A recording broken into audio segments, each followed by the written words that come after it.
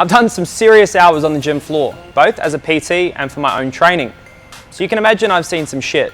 Now, admittedly, a lot of this stuff has made me cringe and laugh.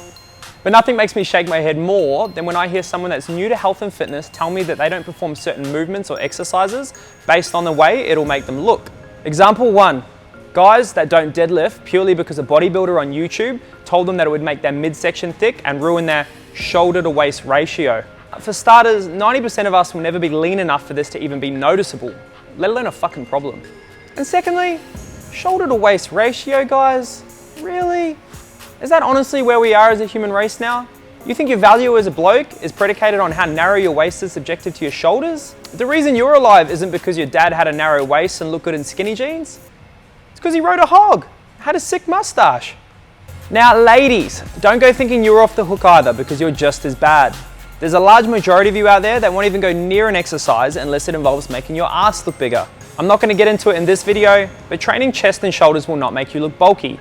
And don't even try throwing words like femininity, feminine, or womanly around either. Your femininity is not even based on how you look in the first place. So if you're okay with having heaps of shape in your ass, waist, hips, and thighs, but think that having a little bit of definition in your shoulders makes you look manly, what you're really telling me is that Instagram and hundreds of years of patriarchal bullshit has painted you a picture on how you should look, feel, and act. And you bought into it. Looking at these two examples, there's a lot of important factors to consider. But what stands out to me the most is how skipping entire movements or exercises could affect our posture, which is predicated by how our skeletal system is influenced by the very muscles you were training day to day. Now ladies, if you train nothing but glutes, you could be potentially creating an imbalance to that very structure. Pelvic tilt, for example, is very common among young women who experience lower back pain because of this exact thing. And guys, how many of you out there have a friend who loves training chest, skips back day every week, and now experiences shoulder pain? This could be because yes, he has trash bench press technique, in which case, tag him so I can help a brother out. Or it could be because he now has rounded shoulders, which is when your shoulders are brought forward over time due to your chest muscles being too tight. This creates a shit ton of shoulder pain because your humerus bone can't track properly in your shoulder. Surely by now you all understand what I'm getting at here, yeah? People are out here literally investing hours of their week into a program that could be a ticking time bomb. They're doing it because they're scared of something that will most likely never happen to impress people they don't even know, let alone like.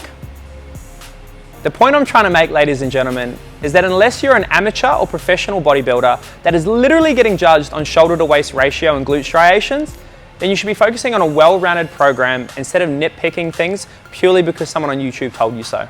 Strive to train for a body that is strong, healthy, and mobile first. Aesthetics should always come second. And worst case scenario, if your shoulder to waist ratio is fucked like mine is, just grow a sick mustache. Peace, guys.